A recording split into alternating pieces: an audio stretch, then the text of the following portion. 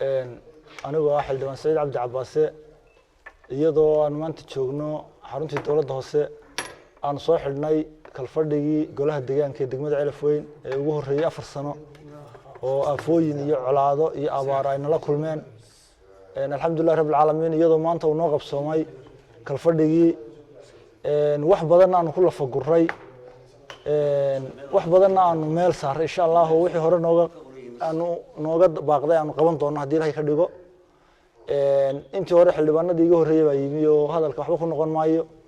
waxaan baaq halkan uga dirayaa marka hore waxaan salaamayaa madaxweynaha jamhuuriyadda Soomaaliland Muuse Biixi Cabdi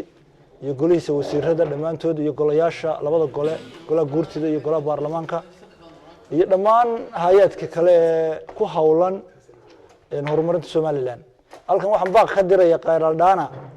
in arrinkan Ceelaf Weyn shacabka reer Soomaaliland ama xukuumadda noqoto ama shacab ha noqdo waxa la ogyahay iminka inay nabadu fiican tahay laakiin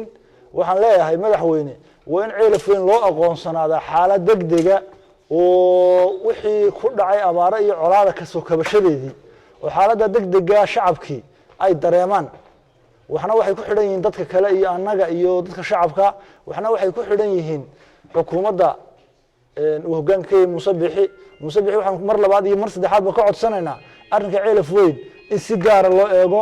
oo shaqo qaran gaar ah la siiyo oo dhalinyaradan qoriga sidata in gaar ah shaqo qaran la siiyo iyagoo ay gaar u leeyihiin Ceelaf Weyn lagu magacaabo arrinkoodan loo